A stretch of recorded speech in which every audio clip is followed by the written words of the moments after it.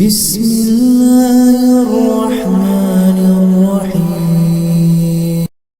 یہ سورت مبارکہ ایک بار پڑھیں، انشاءاللہ چٹ منگنی پٹ بیاہ ہوگا۔ انشاءاللہ بہت جلد شادی ہوگی۔ اگر کسی لڑکی کی شادی میں تاخیر ہو رہی ہو تو کوئی رکاوٹ ہو یا اچھا رشتہ نہ ملنا ہو تو اس کو چاہیے کہ ہر نماز کے بعد یہ سورت مبارکہ ایک مرتبہ پڑھے، اول آخر تین مرتبہ درود ابراہیمی کے ساتھ، اور پھر اللہ پاک سے دعا بھی کریں۔